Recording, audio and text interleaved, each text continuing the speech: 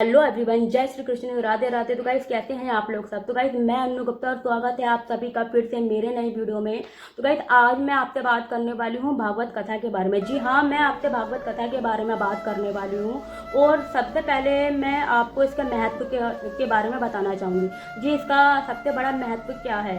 तो गाइस इसका सबसे बड़ा जो महत्व है वो यह है कि गाइस देखिए, कथा सुनने का ना, भागवत कथा सुनने का हमारा तभी फायदा है जब हम इसके रस और भाव को अपने जीवन में हम इसको उच्चारण कर सकें, ठीक है, इसका स्मरण कर सकें, ठीक है। तभी हमको हमारे जीवन में मंगल और आनंद की प्राप्ति होगी, ठीक है।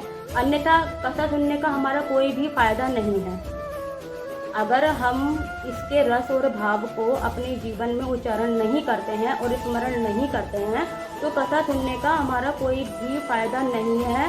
बस ये कथा फिर हमारे लिए क्या हो जाएगा कि एक मनोरंजन की तरह हो जाएगा कि एक कान से सुन लिया और दूसरे कान से निकाल देने वाली बात हो जाएगी, ठीक है गाइस। तो मैं अब आपको जो भी बताऊंगी आप उसको बहुत ज़्यादा ध्यानपूर्वक सुनिएगा। और चलिए ठीक है, स्टार्ट करते हैं। ओके, श्रीमद् भागवत कथा में भगवान श्री कृष्ण को सभी देवों और अन्य भगवान के रूप में उनको दर्शाया गया है। और श्रीमद् भागवत कथा में रस भाव भक्ति के बारे में भी बताया गया है।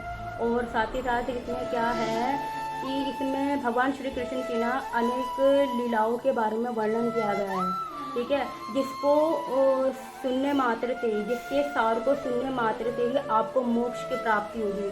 तो ये सबसे बड़ा सत्य है, जिसके सार को सुनने मात्र से ही आपको मोक्ष की प्राप्ति होगी। श्रीमद् भगवत कथा के श्रवण से ही परीक्षित जी को, श्रीमद् भगवत कथा के श्रवण से ही, जी हाँ, परीक्षित जी को भी भगवत की प्राप्ति हुई थी। तो गाइस ये सबसे बड़ा सत्य है।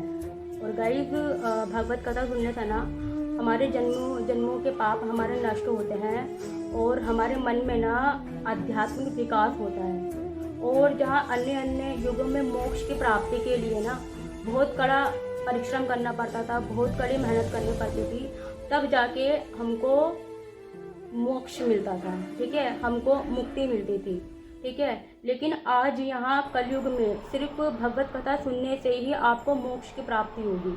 जी हाँ, आपको अगर आप भगवत कथा सुनते हो और उसके सार को अपने जीवन में स्मरण करते हो, उसका उच्चारण करते हो, तो आपको मोक्ष की प्राप्ति होगी।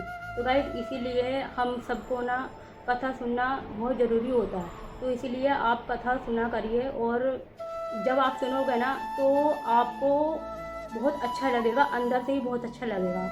और हमारे श्याम सुंदर प्यारे मोहन की आपको अनेक लीलाओं के बारे में आपको पता चलेगा तो आपको और भी अच्छा लगेगा, ठीक है।